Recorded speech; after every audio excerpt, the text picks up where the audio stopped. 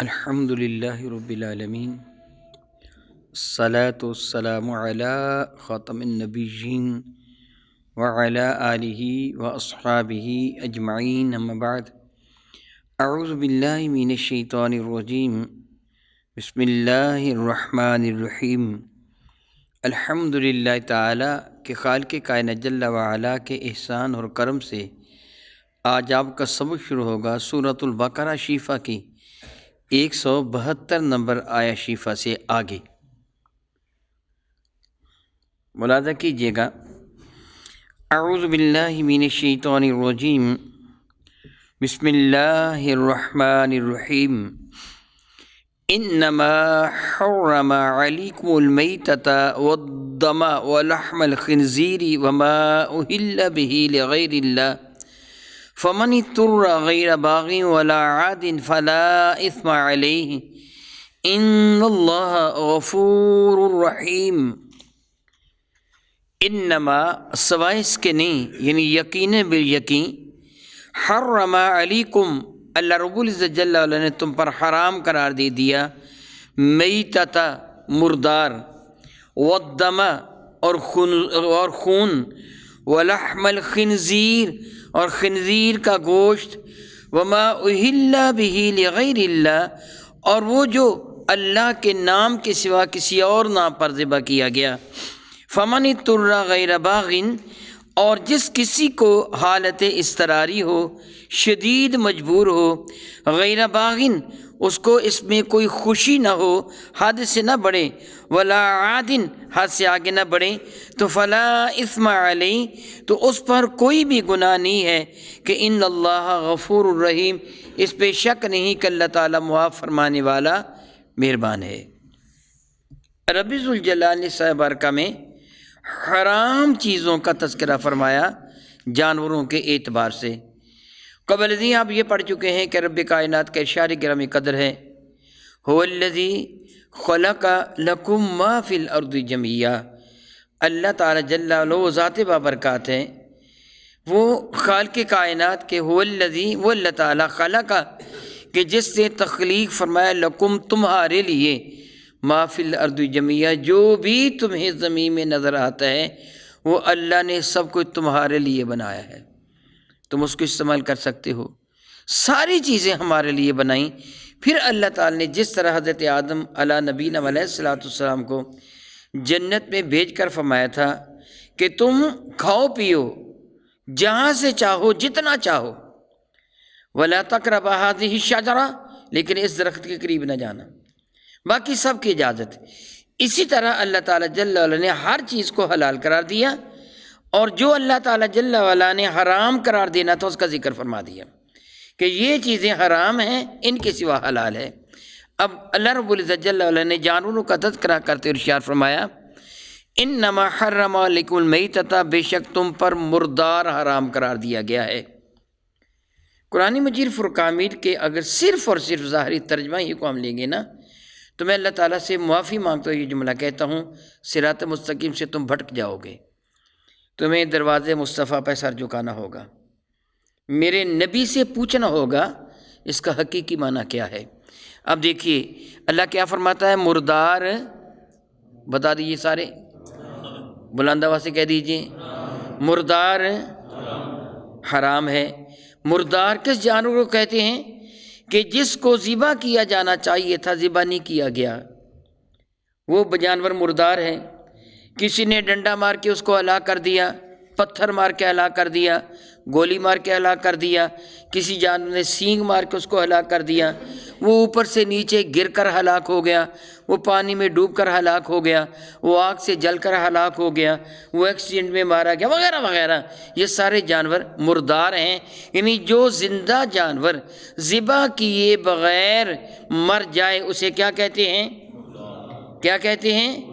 مردار کو اللہ نے، اگر ہم اس کا ظاہری ترجمہ لیتے ہیں تو پھر مچھلی حرام ہوگی کہ حلال؟ نہیں، اس کو تو ذبح نہیں کیا گیا، وہ جاندار ہے، ذبح نہیں کیا گیا، وہ ویسے مر گئی، اب وہ حلال ہوگی کہ حرام؟ کیا دلیل ہے تمہارے پاس حلال؟ اللہ تو فرماتا ہے مردار، حرام ہے تم کہتے ہو حلال ہے۔ کیا دلیل ہے تمہارے پاس؟ دلیل یہ ہے کہ ہمارے نبی نے فرمایا کہ حلال ہے. دلیل یہ ہے کہ ہمارے پتہ چلا کہ اپنی مرضی سے قرآن نہیں سمجھا جا سکتا، دروازے مصطفیٰ پہ جانا ہوگا. حضور سے پوچھنا ہوگا اس سے مراد کیا ہے. ہر مردار حرام نہیں ہے، ٹڈی دل مردار ہو حرام نہیں ہے. آپ قبل ازیں سن چکے ہیں کہ وہ گیہوں وغیرہ غلے کا وہ کیڑا جو غلے میں پس جائے وہ حلال ہے. ویسے اس کا کھانا حلال نہیں ہے، مکروہ ہے، ناجائز ہے. یعنی بطور مثال وہ گیہوں کا وہ کیڑا جس کو آپ سسری کہتے ہیں، ویسے کھانا آپ کے لیے حلال ہے نہیں ہوگا، لیکن گندم میں پس جائے تو یہ دلیل آپ کے پاس کیا ہوئی کہ یہ گندم میں پس گیا تو حلال ہے، ویسے حلال نہیں. تو چلو جو کچھ میرے کریم آقا نے اور حضور سے سن کر صحابہ اور تابعین نے جو وضاحت فرما دی ہمیں اس پر عمل کرنا ہوگا. ہم اپنی مرضی، قرآن پاک کو اپنی مرضی سے نہیں سمجھا جا سکتا. اگلا جملہ دے دیجیے. میتتا کیا ہے؟ مردار کیا ہے؟ حرام. لیکن ہر مردار حرام نہیں ہے. مچھلی مردار ہے لیکن وہ حرام، اس کو مردار کہیں گے بھی نہیں، اس کے لفظ مردار استعمال بھی نہیں کریں گے. مچھلی ذبح نہیں کی جاتی مگر حلال ہے. والدم اور خون کیا ہے بھلا؟ حرام ہے. خون کیا ہے؟ ایسے ہے نا، انما حرم علیکم المیتۃ والدم، تو پر مردار بھی حرام اور خون بھی حرام ہے. اب جو کوئی بندہ کہ خون حلال ہے، قرآن پاک کی مخالفت کرتے ہے کہ نہیں؟ میں آپ سے سوال کرتا ہوں، آپ گوشت لے کے آتے ہیں، وہ کسائی وغیرہ یا کوئی بھی جانور ذبح کیا جاتا ہے، جانور ذبح کرنے کے بعد گوشت لے کے آتے ہیں، آپ اس کو دھونے کے بعد ہنڈیا میں، دیگچی میں ڈالتے ہیں، کڑاہی میں ڈالتے ہیں، تو تھوڑا بہت پانی اس کے اندر رہ جاتا ہے دھونے کی وجہ سے. وہ پانی سرخ ہو جاتا ہے کہ نہیں؟ تھوڑی دیر کے بعد ہو جاتا ہے. وہ کس اعتبار سے سرخ ہوتا ہے؟ کیا ہوتا ہے اس میں؟ خون ہوتا ہے نا. میری بات سمجھ رہے ہو کہ نہیں سمجھ رہے؟ وہ کیا ہوتا ہے اس میں؟ خون ہوتا ہے. پھر خون ملا پانی، ناپاک ہے کہ پاک؟ ناپاک. پھر وہ گوشت ناپاک، اور تم نے جو کھایا حلال کھایا کہ حرام کھایا؟ میری بات کی سمجھ آپ کو آ رہی ہے؟ میں کلیجی کا نام نہیں لے رہا، وہ بھی خون ہوتا ہے. ہڈیوں کے اندر جو گدا ہوتا ہے وہاں RBC بنتے ہیں، وہ بھی خون ہوتا ہے. جوڑوں کی جو ہڈیاں ہوتی ہیں اس کو توڑو، کاٹو، اندر سے کیا نکلتا ہے؟ خون نکلتا ہے. ایسے ہوتا ہے کہ نہیں ہوتا؟ اور وہ خون ہم پکا کے کھاتے ہیں کہ نہیں کھاتے؟ تو اللہ تو فرماتا خون حرام ہے. پھر کیا کرنا ہوگا؟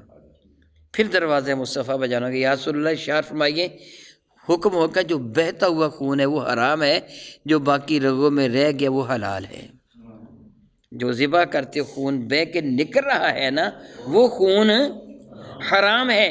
جو رگوں میں باقی رہ گیا، اگر کسی نے دھوئے بغیر گوشت استعمال کر لیا، اس سے حرام نہیں کھایا. ایک تو ہے نا کہ دھو کر اس نے کوشش کی نکال دوں. علاوہ ازیں شریانوں اور وریدوں سے، سارے شریانوں سے نکل جاتا ہے، وریدوں میں کچھ نہ خون باقی رہ جاتا ہے، کچھ نہ کچھ خون باقی رہ جاتے ہیں، اور وہ حرام ہے. نہ حرام نہیں ہے، وہ حلال ہے. بالخصوص آپ یہ چکن وغیرہ استعمال کرتے ہیں، مرغی استعمال کرتے ہیں، جو لیگ پیس اس کا ہوتا ہے، آپ جب اس کی بوٹی کو توڑیں گے اندر سے وہ نیلے رنگ کی، پکے ہوئے میں سیاہ رنگ کی وہ شریانیں آپ کو نظر آئیں گی. وہ خون ہوتا ہے. وہ خون پک گیا ہے، ہنڈیا میں پک گیا ہے. اگر مطلقاً حرام ہے تو سارا گوشت ہی حرام ہو گیا. لیکن وہ حرام نہیں ہے، اس کو کھانا نہیں چاہیے. وہ جو شریان سیاہ رنگ کی ہوتی ہے نا لیگ پیس کے ساتھ یا دوسری جگہ بھی، اس کو نکال دینا چاہیے. براہ راست کھانا نہیں چاہیے، لیکن اس کی وجہ سے گوشت حرام ہے. یہاں بہتے ہوئے کی قید لگانا ہوگی. بہتا ہوا خون، قرآن پاک میں لفظ بہتا ہوا ہے؟ دمن جاریون ہے نہیں ہے نا، لیکن یہ قید لگانا پڑے گی کہ مصطفیٰ کریم نے احساس دلایا. ولحم الخنزیر، کیا بلا؟ خنزیر کا سری پائے اس کے، وہ تو گوشت نہیں ہوتا. اوجڑی، وہ تو گوشت نہیں ہوتا نا. میری بات سمجھ رہے ہیں آپ؟ کھال اس کی، یہ تو گوشت ہے. تو اللہ نے کیا حرام کرا دیا ہے؟ صرف گوشت حرام قرار دیا، پھر کیا باقی حلال ہے؟ پھر دروازے مصطفیٰ پہ جانا ہوگا، پتہ چلے گا کہ سب کچھ ہی حرام ہے۔ پتہ چلا ہم اپنی مرضی سے قرآن کو نہیں سمجھ سکتے۔ ہم کہیں جی بس ٹھیک ہے جی مجھے ترجمہ آتا ہے قرآن پاک کا، لغوی اعتبار سے میں جانتا ہوں قرآن پاک پہ کیا لکھا ہے، گمراہ ہو جائیں گے، دروازے مصطفیٰ پہ جانا ہوگا۔ یا رسول اللہ آپ ارشاد فرمائیں اس کا حقیقی معنی کیا ہے؟ وَمَا أُحِلَّ بِهِ لِغَيْرِ اللَّهِ، جس طرح آپ نے پہلے ہر چیز کو ابتدا سے دیکھیے، مردار کو بھی آپ نے کہا ہر مردار حرام نہیں ہے، خون کو بھی ہر خون حرام نہیں ہے، خنزیر کا صرف گوشت حرام نہیں، سارا خنزیر حرام ہے۔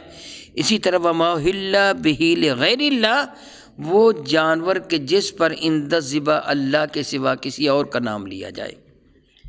جتنے بھی جید مفسرین کرام ہیں، جمہور مفسرین کرام ہیں، ان سب کا یہی ترجمہ اور مراد ہے کہ عند الذبح جس جانور پر اللہ کے سوا کسی اور کا نام لیا گیا وہ حرام ہے۔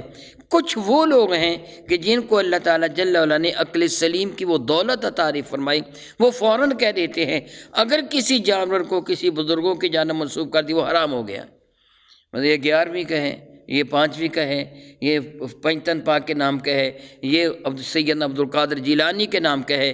جب تم نے اس کو کسی کی جانب منسوب کر دیا تو جانور وہ کہتے ہیں، کیا کہتے ہیں؟ حرام ہو گیا۔ کیا کہتے ہیں وہ جانور؟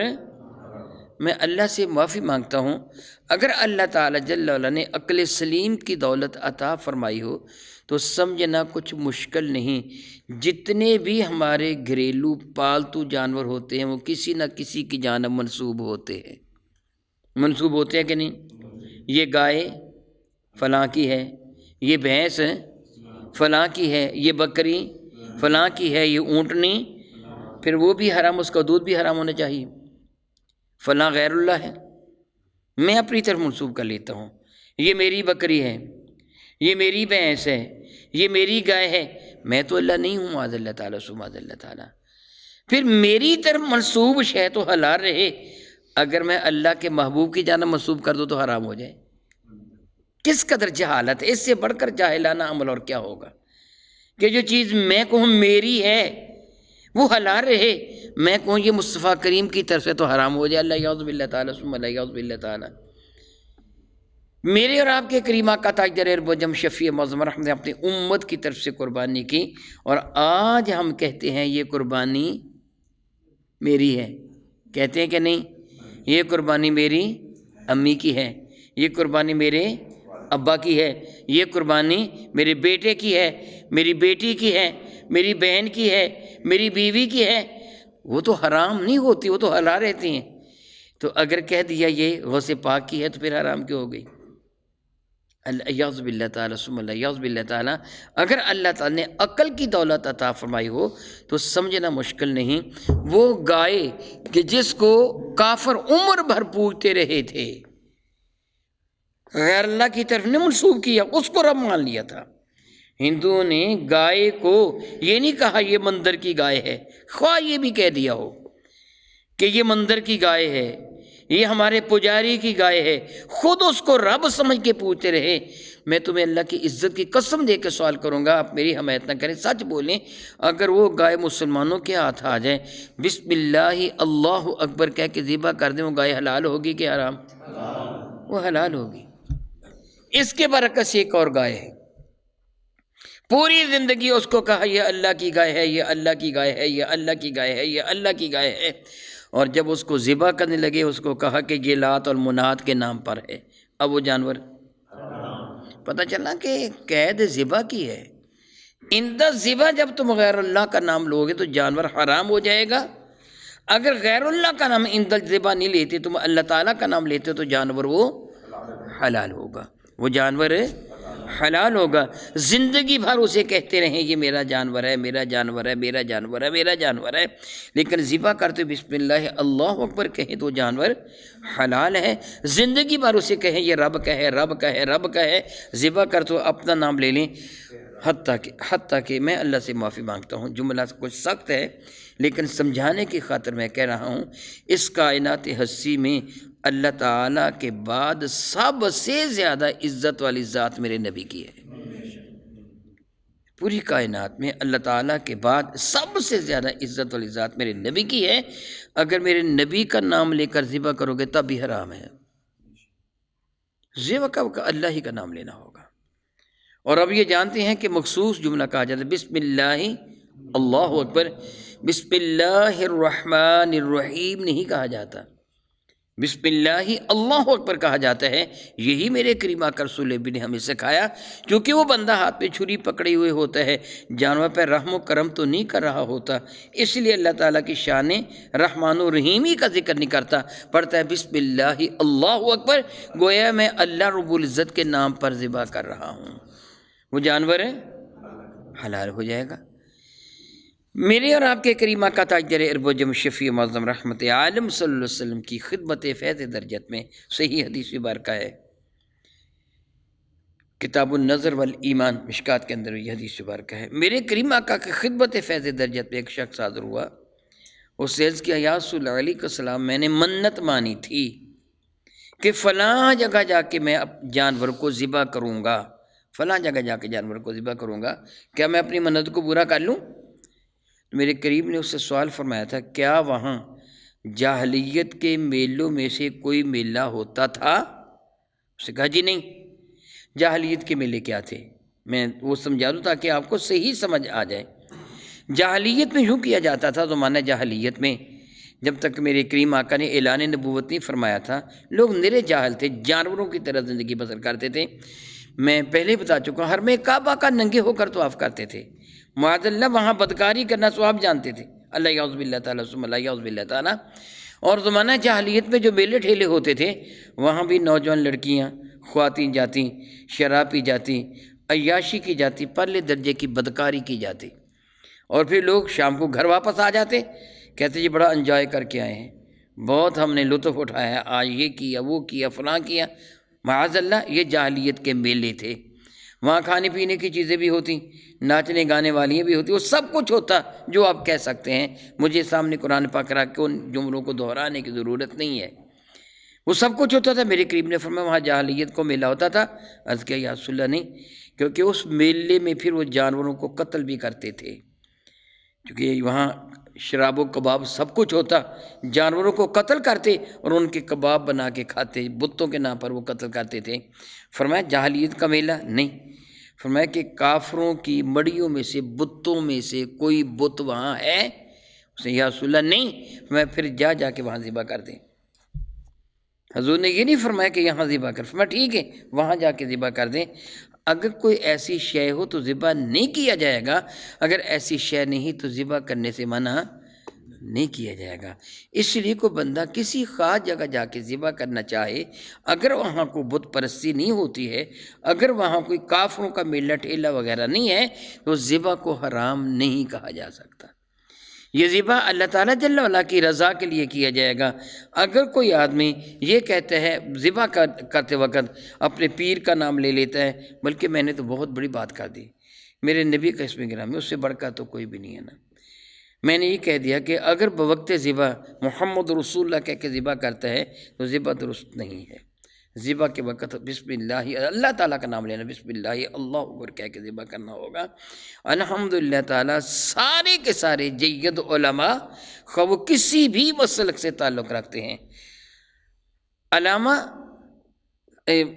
عماد الدین صاحب تفسیر ابن کثیر، یعنی ابن کثیر جنہوں کو کہتے ہیں عماد الدین ان کا نام ہے، علامہ ابن کثیر نے بھی یہی نقل کیا ہے کہ یہاں شرط اندر ذبح کی لگائی جائے گی کہ جو بندہ ذبح کرتے وقت اللہ کے سوا کسی اور کا نام لے گا جانور حرام ہو جائے گا، اگر ذبح سے پہلے کسی کا نام لیا تو جانور حرام نہیں ہوگا۔ اللہ تعالیٰ فرماتا وَمَا أُحِلَّ بِهِ لِغَيْرِ اللَّهِ، جس جانور کو اللہ کے سوا کسی اور کے نام پر ذبح کیا جائے یہ سارے حرام قرار دے دیے۔ آگے دیکھیے امت مصطفیٰ کریم صلی اللہ تعالی وسلم کے لیے اللہ رب العزت جل وعلا کا یہ کتنا بڑا احسان ہے۔ دین ہمارا دین فطرت ہے۔ میرا اللہ فرماتا ہے فَمَنِ اضْطُرَّ غَيْرَ بَاغٍ ولا عادن، لیکن جو کوئی حالت اضطراری میں ہو، شدید مجبوری ہو، اکراہ شرعی ہو، غیر باغن، وہ خواہش بھی نہ رکھے، اس کی طرف متوجہ جی بھی نہ چاہے، بہت اچھا ہو گیا کسی بہانے تو ملا، ولا عادن، حد سے بڑے بھی نہیں، تو فلا اثم علیہ، میرا اللہ فرماتا ہے پھر اس پر کوئی گناہ نہیں ہے۔ میں آپ کو سمجھاتا ہوں، خون حلال ہے کہ حرام؟ جی، حلال جانور کا خون میں کہہ رہا ہوں، جو حلال جانور ہے جس کو ذبح کیا جاتا ہے، حلال جانور کا خون حلال ہے کہ حرام؟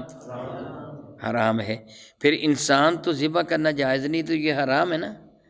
پھر انسان کا خون بدرجہ اولا حرام ہوا، انسان کا خون بدرجہ اولا حرام ہوا، تو پھر یہ جو خون لگاتے ہیں وہ حرام کھاتے ہیں، حرام پیتے ہیں۔ لگانے والا بھی گناہ گار، جس کے لگایا وہ بھی گناہ گار، جس نے دیا وہ بھی گناہ گار، جس نے لیا وہ بھی گناہ گار، حرام کے سارے مرتکب بنے۔ مسئلہ کیا ہے؟ میرا اللہ فرماتا ہے کہ فمن اضطر بغیر باغ، حالت اضطراری ہو تو میں اللہ اجازت دیتا ہوں خون لگوا لیا کرو۔ حالت اضطراری پتہ ہونا کہ بندہ مر جائے گا، اگر خون نہ لگایا تو اس کی موت واقع ہو جائے گی، یہ بندہ مر جائے گا۔ پھر وہ حرام اتنا استعمال کرنا کہ جس سے جان بچ جائے، میرا اللہ فرماتا ہے وہ حلال ہے، میں معاف فرمانے والا مہربان ہوں، پھر میں نہیں پکڑوں گا۔ غیر باغن، وہ خوش بھی نہ ہو، چلو کسی بہانے تو لگایا نا خون، میں ویسے کھانا چاہتا تھا لیکن کھا نہیں سکا، چلو بیمار ہو گیا، اچھا ہو گیا خون لگا، اس کی خواہش بھی نہ کریں۔ ولا عادن، ضرورت میں سے حد سے بھی نہ بڑھے، جتنی ضرورت ہے اتنا استعمال کریں، حد سے نہ بڑھیں۔ یعنی اگر ایک بوتل کی ضرورت ہے 2 بوتل نہ لگائیں، جس سے جان بچ سکتی ہے وہ عمل کریں، بلا وجہ نہ خون لگوائے، اجازت نہیں ہے، خون حرام ہی ہے، خواہ آپ وہ پئیں یا جس میں انجیکٹ کیا جائے، کسی بھی اعتبار سے وہ حرام ہی ہے۔ لیکن خدا نخواستہ جس طرح میں پہلے کہہ چکا ہوں، ایکسیڈنٹ ہو جاتا ہے، بعض آپریشن ہوتے ہیں، سرجری ہوتی ہے، خون زیادہ بہہ جاتا ہے، یا اس کی طبیعت معاذ اللہ تعالیٰ معاذ اللہ تعالیٰ، میں اللہ تعالیٰ سے معافی مانگتا ہوں اور دعا کرتا ہوں اللہ تعالیٰ ایمان والوں کو ان خبیث بیماریوں سے محفوظ رکھے۔ خون کا کینسر ہو جاتا ہے، کوئی ایسا مرض ہو جاتا ہے، وہ کتنے وہ مرض ہیں، تو اس میں خون بار بار بھی لگانا پڑتا ہے۔ ایسی صورت میں خون لگانے کی اجازت ہوگی کہ اللہ تعالیٰ فرماتا ہے مجبوری ہے تو میں تم کو حرام کھانے کی اجازت دیتا ہوں۔ پھر وہ مردار بھی، پھر وہ خنزیر کا گوشت بھی، پھر خون بھی، اس کی اجازت ہوگی اتنی مقدار میں جس سے جان بچ جائے۔ اسی طرح کچھ لوگ معاذ اللہ تعالیٰ اس پر استدلال کرتے ہوئے شراب کو پیتے ہیں دوائی کے طور پر، حرام ہے، ناجائز ہے، قطعاً اس چیز کی اجازت نہیں ہے۔ کسی بھی دعا سے شفا کا ہو جانا یقینی نہیں ہے، ظنی ہے۔ کوئی بندہ کوئی دوائی کھائے تو ضروری نہیں اس سے شفا ہو جائے گی، کیونکہ یہ ظن ہے، گمان ہے، اس لیے ظن کی بنا پر حرام چیز کو بطور دعا استعمال نہیں کیا جا سکتا۔ میرے کریم آقا نے منع فرما دیا صلی اللہ علیہ وسلم۔ طارق بن سوید رضی اللہ تعالیٰ نے بارگاہ سات امام میں عرض کیا تھا، یا رسول اللہ علیہ السلام کیا میں شراب کو بطور دعا استعمال کر سکتا ہوں؟ میں نہیں، لا انہا ام الخبائث، یہ تو خود ساری بیماریوں کی ماں ہے، میں اس کو دوائی کے طور پر بھی استعمال کرنے کی اجازت نہیں دیتا۔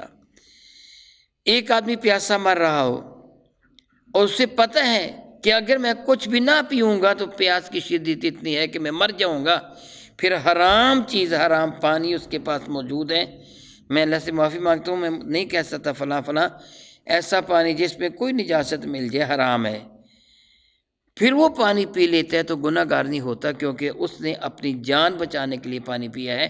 پانی دعا نہیں ہے، بلکہ اس کے نہ پینے سے جان جاتی رہے گی۔ ایک آدمی بھوک کی وجہ سے مر رہا تھا، وہ اتنی خوراک کھا لے حرام کے جس سے اس کی جان بچ جائے، یہ حلال ہوگا، حد سے بڑھنے کی اجازت نہیں ہے۔ آپ بڑے بوڑھوں سے پوچھیں گے جب پاکستان اللہ تعالیٰ جل نے ہمیں عطا فرمایا پاکستان بنا 1947 میں 14 اگست کو، تو جو ہجرت کر کے آنے والے تھے وہ بعض حضرات ایسے بھی اللہ تعالیٰ جل وعلا رحمت نازل فرمائے ان برگزیدہ شخصیات پر جنہوں نے اپنی قربانیاں دیں، کہ بعض اوقات چھوٹے چھوٹے جوہر، پانی کے چھوٹے چھوٹے وہ چشمے یا جوہر یا کھال یا سوا وغیرہ جس کا پانی بند، اس میں انسانوں کی لاشیں پڑی تھیں اور ان بیچاروں کو وہ پانی پینا پڑا، اس کے سوا پانی ہی نہیں تھا، نہ پیتے بیچارے مر جاتے، وہ پانی پینا پڑا، بظاہر وہ پانی ناپاک تھا لیکن ان بیچاروں کو پینا پڑا۔ یعنی ایسی صورت ہو تو اللہ تعالیٰ نے اجازت مرامت فرما دی ہے، فرمایا فَمَنِ اضْطُرَّ غَيْرَ بَاغٍ وَلَا عَادٍ، اگر حالت اضطراری ہو، مجبوری ہو، وہ خواہش بھی نہ کریں، حد سے بھی آگے نہ بڑھیں، تو پھر اس پر کوئی گناہ نہیں، کہ اللہ تعالیٰ فرماتا ہے ان اللہ غفور رحیم، اللہ تعالیٰ معاف فرمانے والا مہربان ہے۔ سبحان اللہ تعالی او کما قال اللہ تبارک و تعالی واللہ تعالی اعلم باسرار کتابہ۔